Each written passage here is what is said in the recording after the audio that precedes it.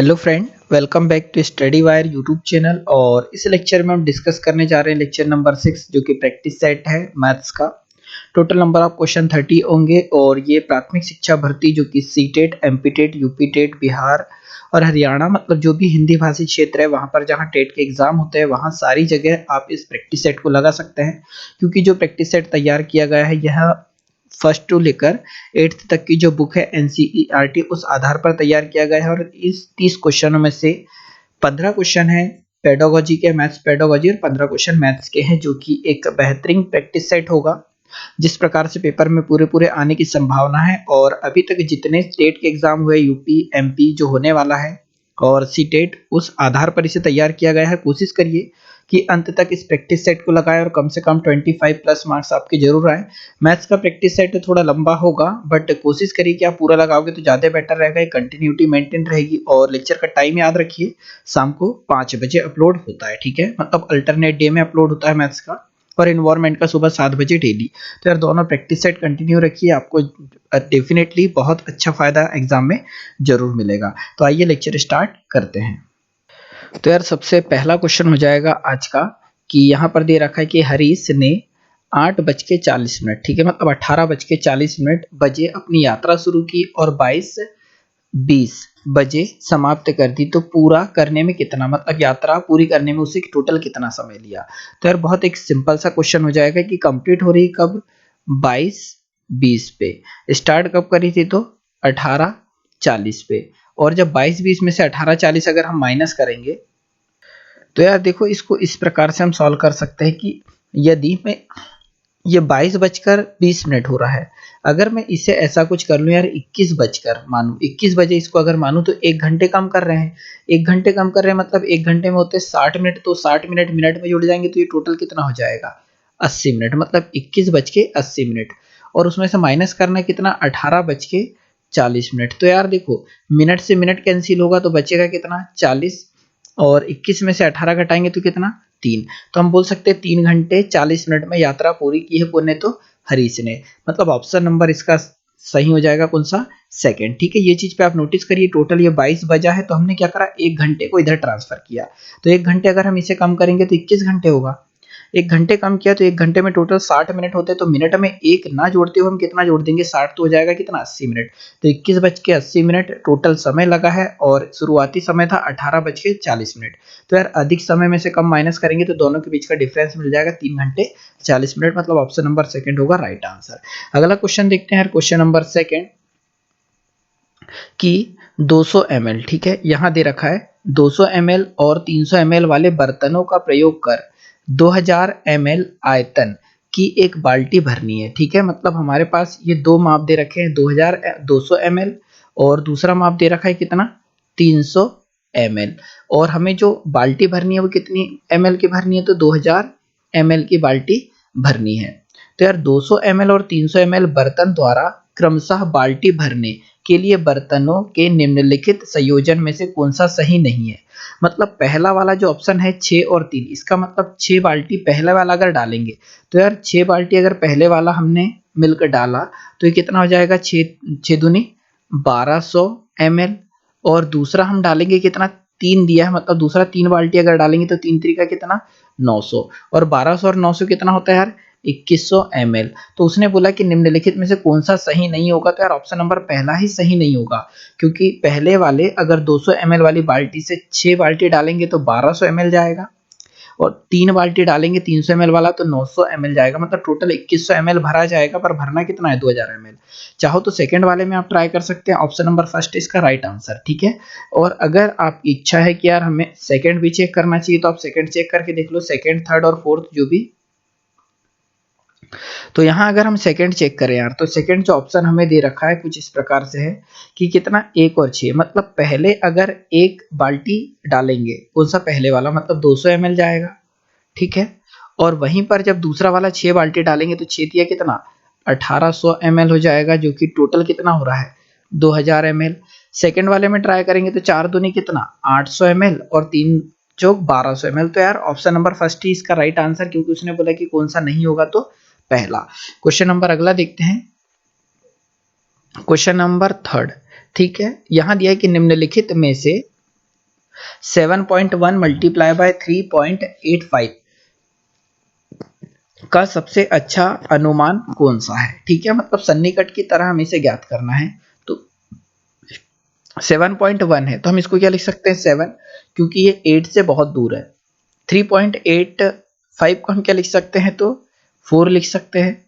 वहीं पर 9.09 है तो इसे हम क्या लिख सकते हैं 9 लिख सकते हैं। तो ऑप्शन नंबर देखो 7 इंटू 4 डिवाइडेड बाय 9, ये कौन सा होगा, सी इसका राइट आंसर होगा। कुछ स्टूडेंटों के माइंड में आ रहा होगा कि हमने इसको 10 क्यों नहीं लिखा। तो यार देखो, इसे 9 बनाने के लिए, ठीक है, 9.09 बनाने के लिए इसमें से मात्र 09 माइनस करना है तो ये 9 मिल जाएगा। परंतु वहीं पर 9.09 में अगर हमें इसे 10 बनाना होता तो अभी जोड़ना कितना है, 91 जोड़ना है। ठीक है, 0.91 तब जाके 10 बनेगा, मतलब यहाँ कम घटाकर 9 पे पहुंच जा रहे हैं और यहाँ अधिक जोड़ने पर हम 10 पे पहुंच रहे हैं। इसीलिए सन्निकट का जब इस्तेमाल करेंगे तो 9.09 को हम क्या लिख सकते हैं 9। तो यार राइट आंसर इसका हो जाएगा कौन सा, थर्ड। ठीक है, अगला देखते हैं क्वेश्चन नंबर 4। और कोशिश करिए यार कि आप खुद भी इसे लगा रहे होंगे साथ साथ में तो ज्यादा बेटर रहेगा।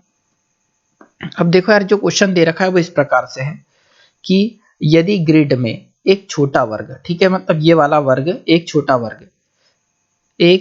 वर्ग 4 वर्ग इकाई का है। मतलब इस छोटे वाले वर्ग के क्षेत्रफल की अगर हम बातें करें ना, ये छोटे से की, तो इसका क्षेत्रफल कितना है, तो इसका क्षेत्रफल है 4 वर्ग इकाई का। मतलब देखो, वर्ग मतलब क्या होता है, क्षेत्रफल 4 वर्ग इकाई का है। तो ग्रिड पर बनाए गए आयत, ठीक है, ये देखो यहाँ पर आपको दिख रहा होगा एक आयत, यहाँ पर अच्छे से ध्यान से देखेंगे तो एक आयत दिखाई दे रहा होगा। ठीक है, हमने इसको ये येलो कर दिया है। तो ग्रिड पर बनाया गया आयत का परिमाप कितना होगा। तो यार इसका परिमाप निकालना है। तो पहले देख लो यार, ये एक छोटा जो वर्ग है, ये वाला जो वर्ग है, इसका क्षेत्रफल की बात करें तो यार ए का वर्ग होता है क्षेत्रफल, मतलब भुजा का वर्ग। तो दिया कितना है 4, तो ए का मान कितना आ जाएगा 2। ए का मान जब 2 आ जाएगा तो देखो यार, यहाँ से यहाँ तक की जो भुजा है वो आ जाएगी 2, यहाँ से यहाँ तक की भुजा 2, यहाँ से यहाँ तक की भुजा 2, और ये भुजा कितनी 2। तो 2 4 6 8, ये ऊपर का 8 प्लस, तो ये नीचे वाली जो भुजा होगी, ठीक है, मतलब ये वाली जो भुजा होगी ये भी कितनी हो जाएगी 8 हो जाएगी। वैसे देखो ये वाला भी कितना होगा 2, तो यहाँ से यहाँ तक की जो भुजा होगी वो कितनी होगी 4, और ये वाली भुजा भी कितनी हो जाएगी, ये वाली तो 4 हो जाएगी। तो यार ये आयत का क्या जाएगा परिमाप, तो 8 और 8 16 और 4 20 और 4 कितना 24 इकाई। ठीक है, तो आंसर आपका हो जाएगा कौन सा 24 इकाई आंसर आ रहा है, मतलब ऑप्शन नंबर डी होगा इस आयत का परिमाप। अगला क्वेश्चन देखते हैं, क्वेश्चन नंबर 5। और क्वेश्चन समझ में ना आए तो यार एक बार थोड़ा सा रिपीट कर लोगे ज्यादा अच्छा रहेगा। ठीक है, अगला क्वेश्चन कुछ इस प्रकार से दे रखा है कि यदि निम्नलिखित पाई चार्ट में लाल भाग, ठीक है, मतलब ये जो आपको रेड वाला दिख रहा है यहाँ पर, ठीक है, चाहो तो रेड ही ले लेते हैं अपन, ये वाला जो रेड वाला भाग दिख रहा है ये लाल वाला, ठीक है, लाल वाला भाग 40 है। मतलब 1/2 की वैल्यू कितनी दे रखी है, 1/2 की वैल्यू कितनी बोली है 40 है। तो सफेद वाला भाग कितना होगा, तो यार देखो सफेद वाला भाग हमें दिया कितना है 1/8।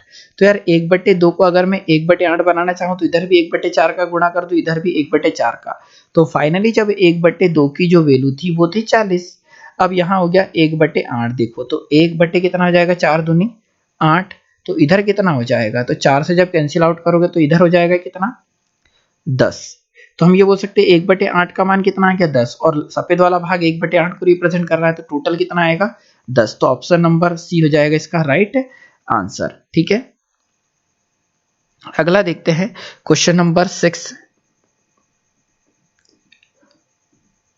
तो क्वेश्चन नंबर 6 कुछ इस प्रकार से दे रखा है आपको कि यार किसी आयताकार खेत के चारों ओर, ठीक है, यहां पर बाल लिखा, वैसे बाड़ लगाने का खर्चा 7.50 प्रति मीटर की दर से 600 रुपए आता है। ठीक है, मतलब देखो एक आयताकार है यार, तो आयत है इसका मतलब वो कुछ इस प्रकार से रहेगा आयत। ठीक है, एक डायग्राम बता देते हैं आपको।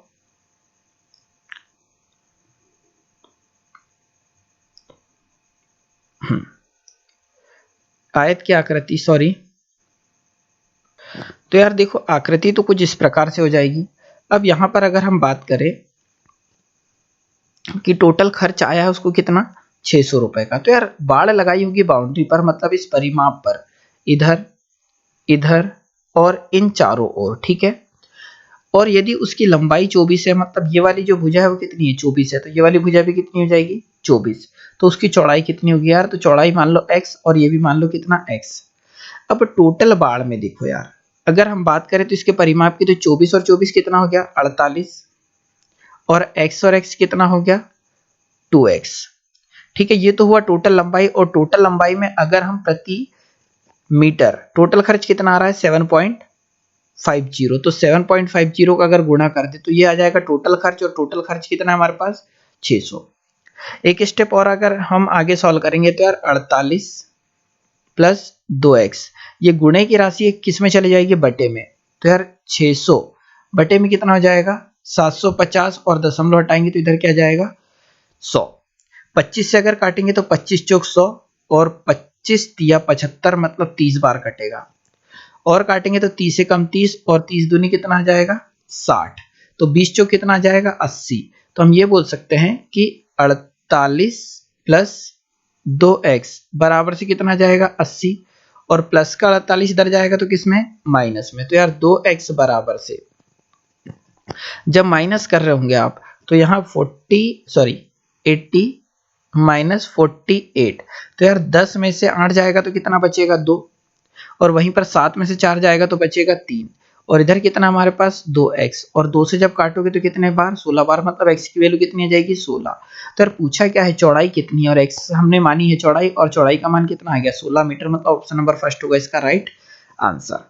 ठीक है, अगला क्वेश्चन देखते हैं, क्वेश्चन नंबर 7 कि यार 1, देखो ध्यान से नोटिस करिए, यहाँ पर कुछ इस प्रकार से दे रखा है कि 1 minus 1 plus 1 minus 1 plus 1 minus 1 एक सम संख्या पदों तक योग बताना है। अब सम संख्या पदों तक मतलब या तो 2 अंक ले लो, या तो 4 अंक ले लो, या तो 6 अंक ले लो। तो यार अगर मैं 4 अंक लेता तो 1 माइनस 1, ठीक है 1 माइनस 1 प्लस का 1 माइनस का 1 प्लस का 1 माइनस का 1। तो देखो यहाँ हमने 2 अंक लिए, फिर ये 2 4 और 2 6 अंक लिए। अगर सॉल्व करते तो प्लस का 1 माइनस का 1 कैंसिल, प्लस का 1 माइनस का 1 कैंसिल, प्लस का 1 माइनस का 1 कैंसिल, फाइनल कितना आ रहा है 0। अगर 4 अंक भी लेते तो भी 0 आता, 2 अंक लेते तो भी 0 आता, अगर 8 अंक ले लेते तो भी कितना आता 0। तो सम संख्या तक पदों का योग कितना होगा, तो 0 होगा। ऑप्शन नंबर सेकंड है इसका राइट आंसर। अगला देखते हैं क्वेश्चन नंबर 8वां, कुछ इस प्रकार से दे रखा है यार की संख्या 2/3 प्लस 4/5 है, इनको जब जोड़ेंगे यार तो देखो 2/3 प्लस 4/5 है, इन दोनों का एलसीएम लेंगे तो एलसीएम आ जाएगा कितना 15। 3 का जब 15 में भाग दोगे तो कितने बार यार 5 बार, और 5 का 2 में गुणा करोगे तो 5 दूनी 10, प्लस 5 का जब भाग दोगे तो 3 बार, और 3 का जब 4 में गुणा करोगे तो कितना 12। फाइनली आगे आएगा कितना 22/15, और भाग दोगे तो 15 एकम 15 बचेगा 7 बटे कितना 15, मतलब ऑप्शन नंबर इसका डी हो जाएगा राइट आंसर। एक सही 7/15 होगा राइट आंसर। अगला देखते हैं क्वेश्चन नंबर 9। ठीक है, थोड़ा इंटरेस्टिंग क्वेश्चन और थोड़ा सोच समझ के ही इसका आंसर दीजिएगा। अगला दे रखा है कि दिए गए आकारों में से निम्नलिखित में से कौन सा कथन ठीक नहीं है। ठीक है, जो ठीक नहीं है वो बताना है। तो इसमें 2 आयत है, देखेंगे तो यार ये पहला वाला भी आयत है, दूसरा वाला भी आयत है, मतलब ये तो सही है। सभी समांतर चतुर्भुज, यार तो समांतर चतुर्भुज की डेफिनेशन क्या है, अगर हम देखें तो आमने सामने की भुजा बराबर होनी चाहिए और समांतर होनी चाहिए। ठीक है, ये दोनों भुजा बराबर भी है और समांतर भी है। तो यहाँ देखेंगे तो यहाँ पर ये दोनों भुजा बराबर दिख रही है, परंतु कोई सिंबल नहीं दे रखा है, तो यार ये समांतर चतुर्भुज है। यहाँ पर देखेंगे तो दोनों भुजा आमने सामने की बराबर भी है और समांतर भी है, तो ये भी समांतर चतुर्भुज है, ये भी है।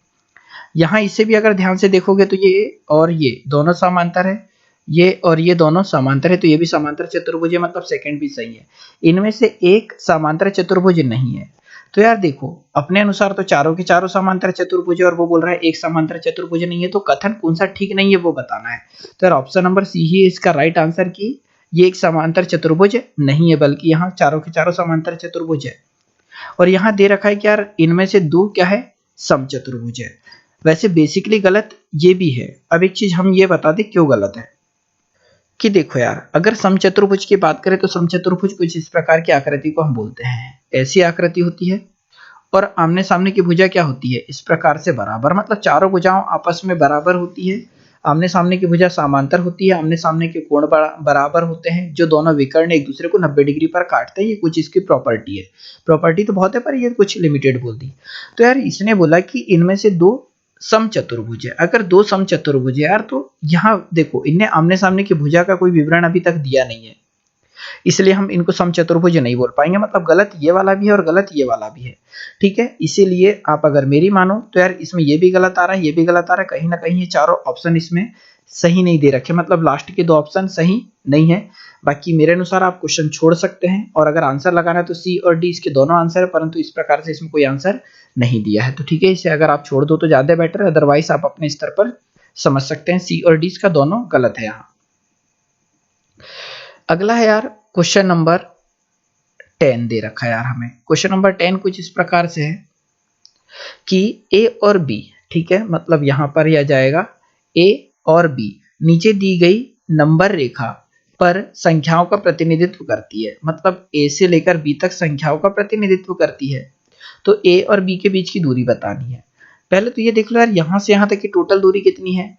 तो अगर हम 39,000 में से 25,000 माइनस कर दे, ठीक है, 39,000 में से 25,000 माइनस कर दे तो 3 जीरो का तो 3 जीरो आ जाएगा यार। जब 9 में से 5 घटा रहे होंगे तो बचेगा कितना, 4 और ये 1। अब टोटल कितने भागों में बांटा है वो देख लो, तो 1 2 3 4 5 6 7 भागों में बांटा है।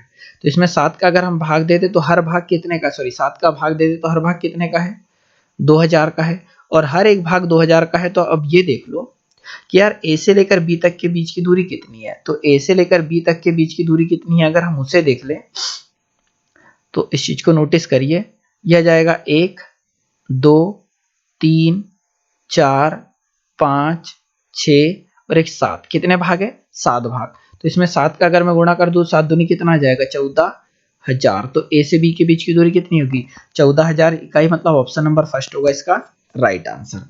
अगला देखते हैं क्वेश्चन नंबर 11 कि यार अगला क्वेश्चन कुछ इस प्रकार से दे रखा है कि 3 सही 1/4, ठीक है, 3 सही 1/4 किलोग्राम चीनी से 1/16 किलोग्राम चीनी के कितने पैकेट बनाए जा सकते हैं।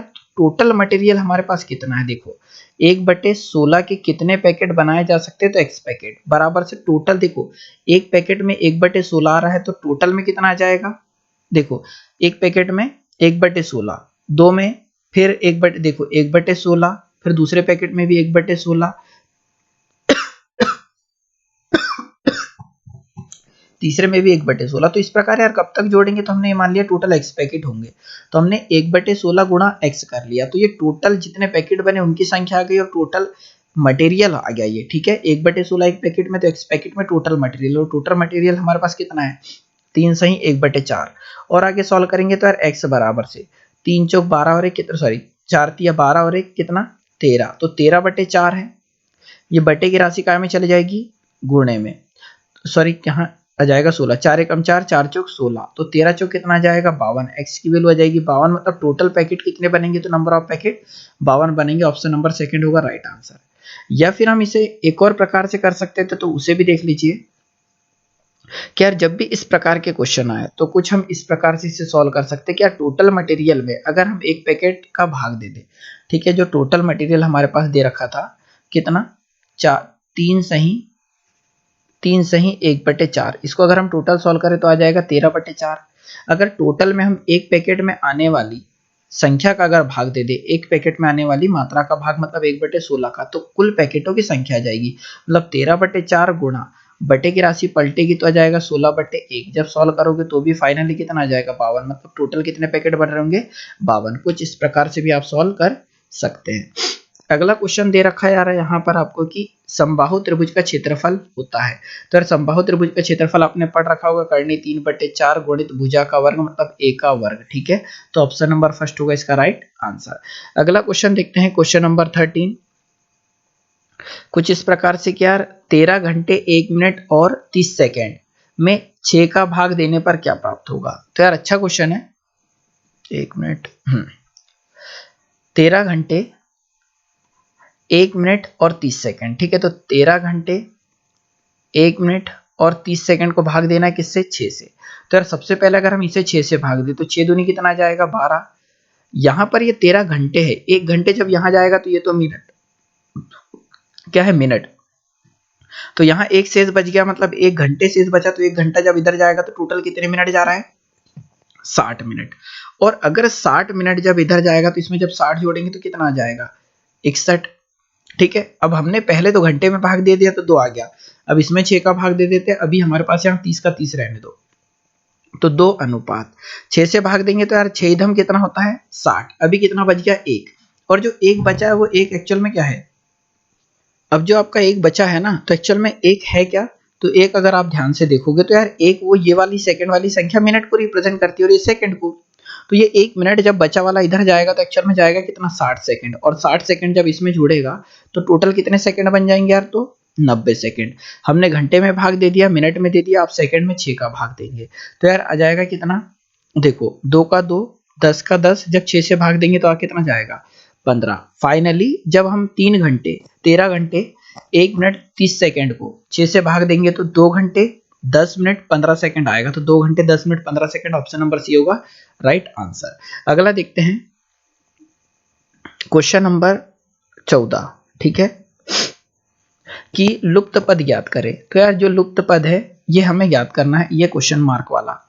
तो देखो 4 से 4 कैसे आया होगा, जब 1 का गुणा करा होगा। 4 से 8 कितना आया, जब 2 का गुणा करा होगा। 8 से 24 कितना आया, जब 3 का गुणा करा है, ठीक है। और वहीं पर जब 24 से 96 कितना आया, जब इसमें 4 का गुणा हुआ। 96 से इसमें गुणा करा तो 5 का हुआ, मतलब यहाँ कितने का गुणा हुआ होगा यार, 6 का। तो 6 शून्य शून्य, 6 8 48 का 8, बचेगा कितना 4, और 6 चौक 24 और 4 कितना 28, मतलब यहाँ 2880 आएगा। तो 2880 किस में है, ऑप्शन नंबर सी में, मतलब सी होगा इसका राइट आंसर।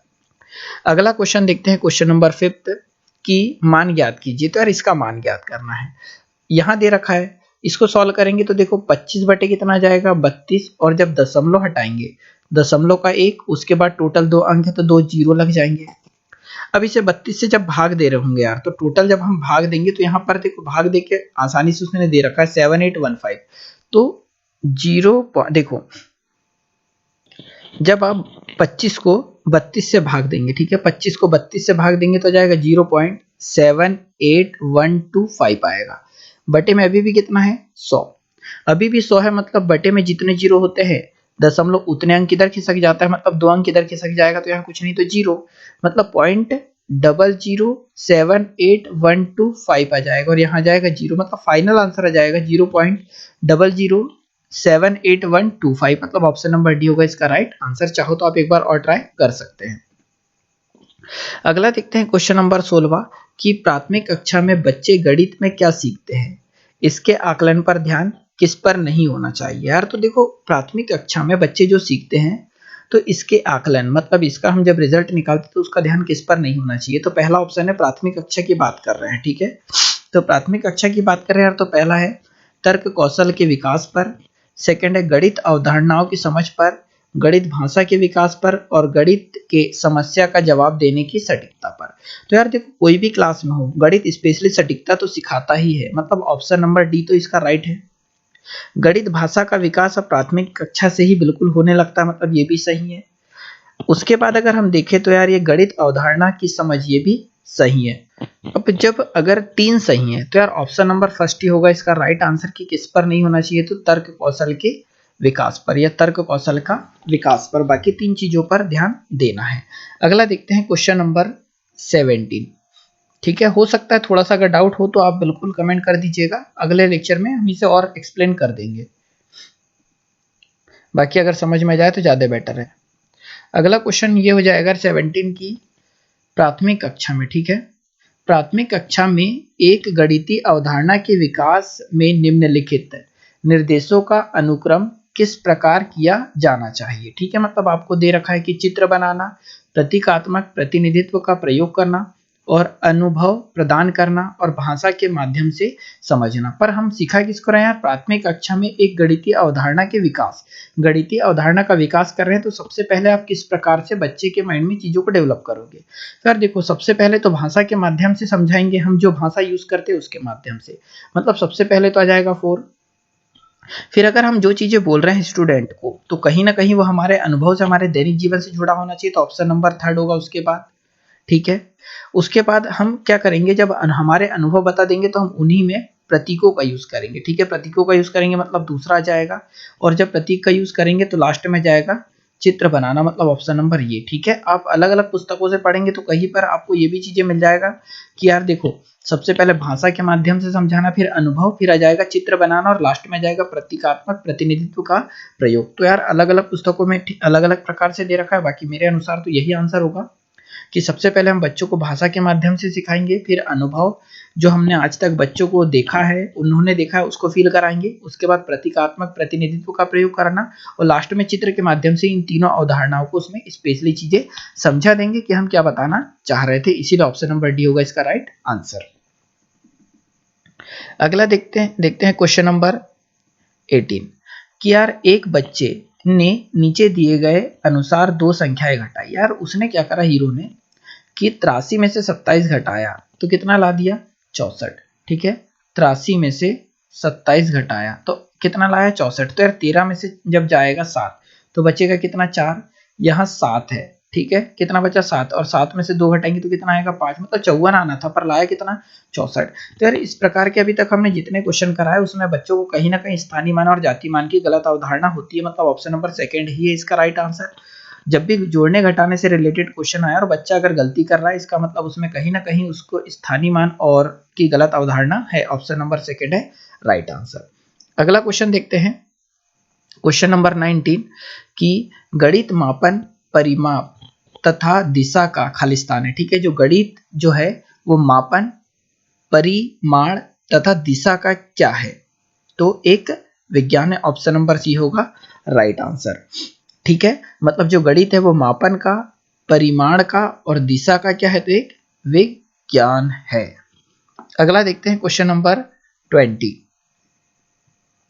कि रोमन अंकों का प्रयोग। ठीक है, रोमन अंकों का प्रयोग आमतौर पर हिंदू अरबी अंकों जैसी संख्याओं के लेखन में क्यों नहीं किया जाता है। ठीक है, मतलब जैसे हम रोमन संख्या का यूज क्यों नहीं करते हैं, तो यार विशेष कारण अगर हम कुछ लिख दे इसे, तो देखो पहला ऑप्शन अगर हम पढ़ते तो यह उपयोगी विधि है जो बच्चे को आकारों का परिचय कराती है। ठीक है, तो पहला ऑप्शन है बच्चे अंग्रेजी वर्णमाला और रोमन अंकों में भ्रमित हो जाते हैं।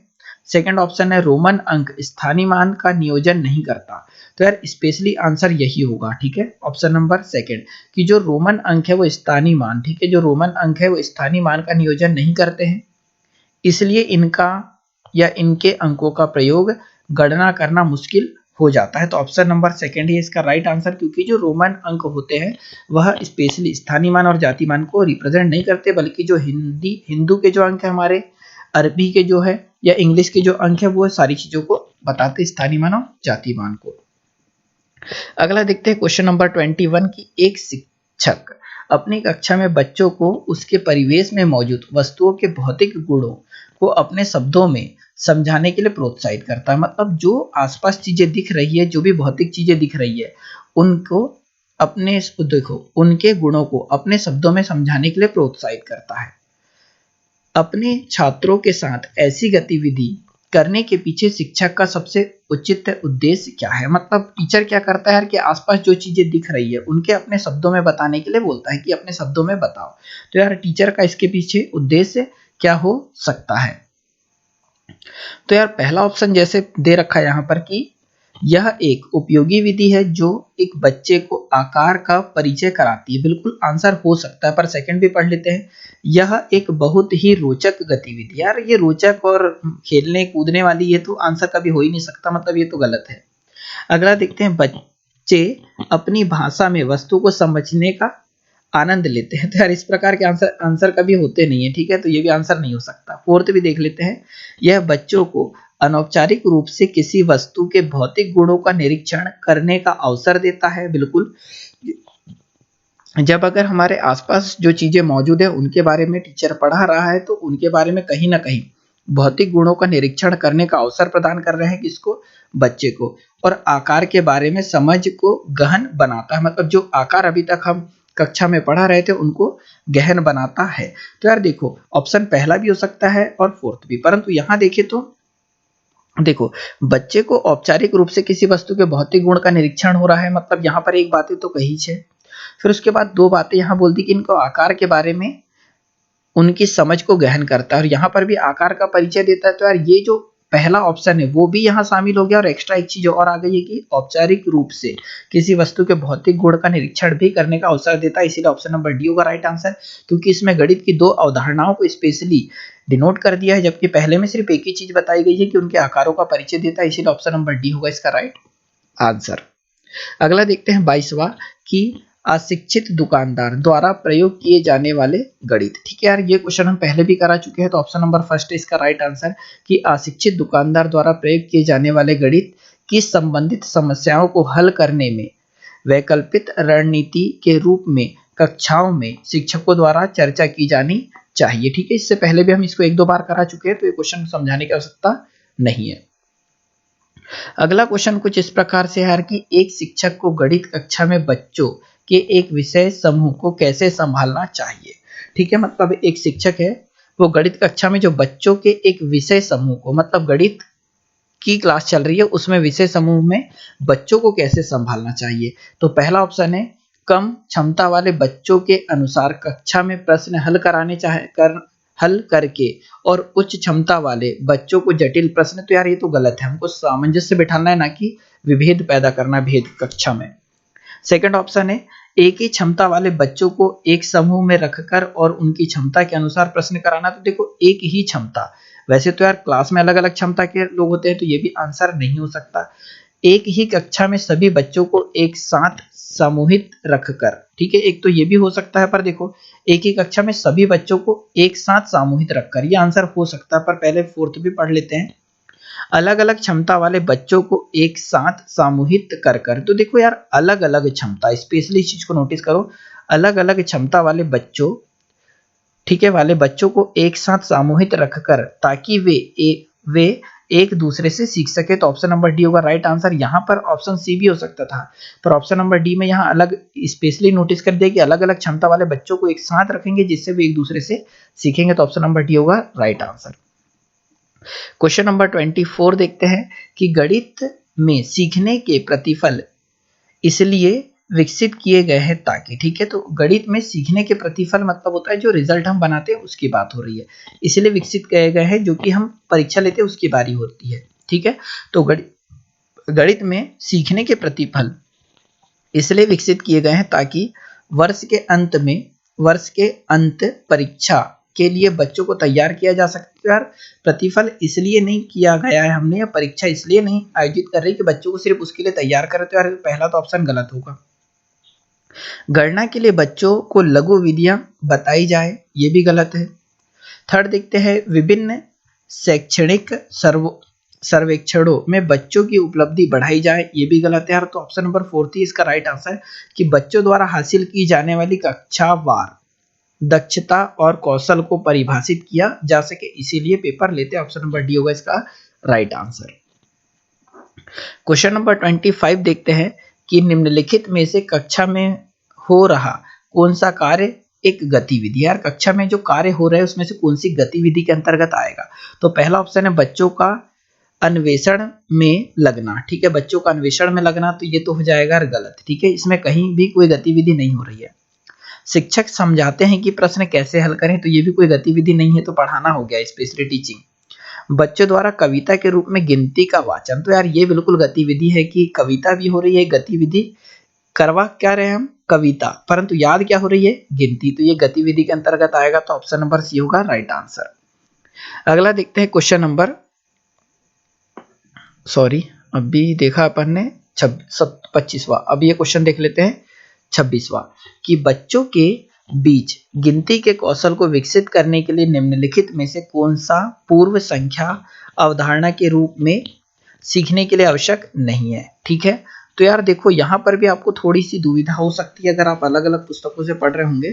ठीक है, अगर आप मार्केट की पुस्तक पढ़ेंगे तो बच्चों के बीच गिनती के कौशल को विकसित करने के लिए निम्नलिखित में से कौन सा पूर्व संख्या अवधारणा के रूप में सिखाने के लिए आवश्यक नहीं है, तो संख्या का यादृच्छिक रूप से पढ़ना ये सिखाने की आवश्यकता नहीं है, क्योंकि यादृच्छिक रूप से पढ़ना मतलब जैसे मैंने गिनती लिख दी 1 से लेकर 100 तक और ये डायरेक्ट 86 से सिखाएं ये कोई जरूरी नहीं है। पहले क्रमबद्ध देखो, समूह बनाना मतलब सम संख्या विषम संख्या, ठीक है, इस प्रकार के समूह बनाना।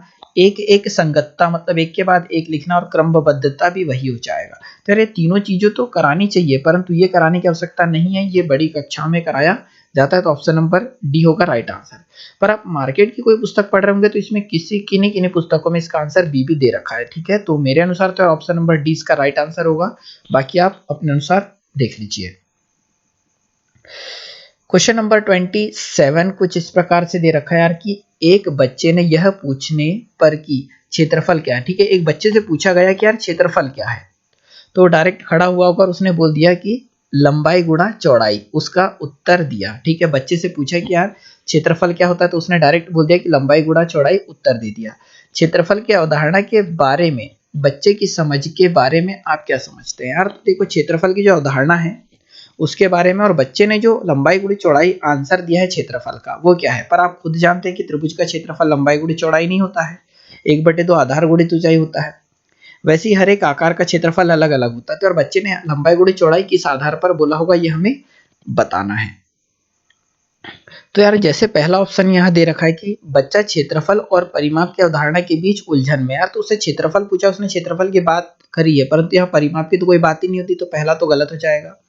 सेकंड है बच्चे को क्षेत्रफल की अवधारणा के बारे में कोई जानकारी नहीं है, यार तो जानकारी है उसको तभी उसने लंबाई गुणी चौड़ाई बोला है, परंतु यहाँ बोल रहा है कि जानकारी नहीं है, मतलब जानकारी है उसको पर उसने लंबाई गुणी चौड़ाई तभी बोला है, मतलब ये भी आंसर नहीं हो सकता। थर्ड देखते हैं, बच्चे ने किसी भी प्रकार के क्षेत्रफल के सामान्य विचार को आयत के क्षेत्रफल के रूप में प्रयोग किया है, मतलब एक सामान्य विचार है यार लंबाई गुणी चौड़ाई हम क्षेत्रफल का प्रयोग करते हैं। तो देखो बच्चे ने किसी भी प्रकार के क्षेत्रफल के सामान्य विचार को आयत के क्षेत्रफल के रूप में प्रयोग किया है, मतलब बिल्कुल है कि जो भी क्षेत्रफल की बात होती है तो उसने एक आयत के रूप में मान लिया और आंसर दिया है। तो आंसर हो सकता है फोर्थ भी देख लेते, बच्चा सही कह रहा है कि क्षेत्रफल लंबाई गुणित चौड़ाई होता है। यार तो ऐसा होता ही नहीं है, क्योंकि जब त्रिभुज के क्षेत्रफल की बात आती है तो 1/2 आधार गुणित ऊंचाई होता है, वहीं पर अगर हम और क्षेत्रफल की बात करें तो एक हैरो का फॉर्मूला आ जाएगा यहाँ। तो यार ये भी हो जाएगा गलत। अगर ये भी जब गलत है मतलब ऑप्शन नंबर थर्ड है इसका राइट आंसर। अगला देखते हैं क्वेश्चन नंबर 28 कि गणित सीखने के संबंध में निम्नलिखित में से कौन सा कथन सत्य है, ठीक है। गणित सीखने के संबंध में कौन सा कथन सत्य है। तो यार पहला ऑप्शन दे रखा है कि गणित केवल कठोर अभ्यास से सीखा जा सकता है, बिल्कुल गलत है यार, नॉर्मल भी सीखा जा सकता है, हम पढ़ ही रहे हैं आपको। गणित सीखने के लिए एक कठिन विषय है यार, बिल्कुल नहीं है, बहुत ही ईजी है। आमतौर पर लड़कियां गणित में कमजोर होती है, बहुत गलत बात है भाई, हमारी क्लास की टॉपर लड़की थी। ऑप्शन नंबर डी अगर देखेंगे तो हर कोई गणित सीख सकता है, बिल्कुल ऑप्शन नंबर डी ही है राइट आंसर, कोई भी सीख सकता है, ठीक है। लड़का लड़की में कोई भेदभाव नहीं किया जाता गणित में। अगला देखते हैं क्वेश्चन नंबर 29, ठीक है, कि पाइथागोरस प्रमेय को सिखाने के लिए एक शिक्षक ने एक सीट वितरित की, क्लास में बांट दिया एक एक गज की सीट सबको, जिस पर समकोण वाले 4 त्रिभुज बनाए, एक सीट दे दी और समकोण हर एक पे कितने बना दिए 4, ये इस प्रकार से बड़े छोटे बना दिए होंगे उन्होंने, ठीक है। 4 त्रिभुज खींचा गया था, तो बच्चे को त्रिभुज की भुजाओं के बीच संबंध खोजने को कहा गया। तो आप खुद जानते हैं अगर समकोण त्रिभुज है तो कर्ण का वर्ग बराबर से लंब का वर्ग प्लस आधार का वर्ग। संबंध जानने के लिए कहा तो पहले चित्र बांट दिए, और पहले चित्र बांट दिए मतलब कहीं ना कहीं आगमन की बात हो रही है, तो उपरोक्त विधि शिक्षक ने प्रयोग करी। तो कौन सी विधि प्रयोग करी, तो यार आगमन विधि प्रयोग करी। पहले चीजों को दिखा रहे हैं, उसके बाद बोल रहे खेल खेल में सूत्र बनाओ, तो यार ऑप्शन नंबर सेकंड होगा राइट आंसर। क्वेश्चन नंबर 30 देखते हैं, जो कि लास्ट क्वेश्चन होगा कि निम्नलिखित में से कौन सा कथन संकल्पना मानचित्र के बारे में सत्य नहीं। यार तो हमको स्पेशली नोटिस करना है कि यार संकल्पना के बारे में सत्य नहीं है, वो आंसर बताना है। तो संकल्पना मानचित्र एक नए शिक्षण को पूर्व ज्ञान से जोड़ने में सहायता करता है, बिल्कुल जो संकल्पना है, संकल्पना मानचित्र एक नए शिक्षण को पूर्व ज्ञान से जोड़ने में सहायक है, तो पहला तो सही है। संकल्पना मानचित्र अंतर संबंधित अवधारणा और उन्हें जोड़ने वाले लिंक का संग्रह प्रस्तुत करता है, बिल्कुल सही है ये भी। थर्ड देखेंगे कि संकल्पना मानचित्र केवल शिक्षकों द्वारा बनाया जाना चाहिए, तो यार गलत है, क्योंकि बच्चे द्वारा भी बनाए जा सकते हैं संकल्पना मानचित्र। तो पूछा भी यही कि कौन सा गलत होगा, तो ऑप्शन नंबर सी है राइट आंसर, ये गलत है। तो यार इस लेक्चर में तो इतना ही। अगले लेक्चर में फिर मुलाकात होगी, तो आप ये जरूर बताइए कि लेक्चर कैसा लगा। ठीक है, इसमें कुछ सुधार किया जाना चाहिए तो बिल्कुल आपके जितने भी सुझाव हो आप कमेंट बॉक्स में कमेंट कर दीजिएगा, आने वाले लेक्चरों में जरूर डालेंगे। और ये कोशिश करिए यार कि ये जो लेक्चर बना रही है 8th तक की बुक और प्राइमरी के हिसाब से ही बनाया जा रहा है। ठीक है, जिससे कि जो लेवल है अभी तक का सीटेट का, MP TET, UP TET, other जो भी टेट हो रहा है वहाँ के, उस आधार पर इसे तैयार किया गया है।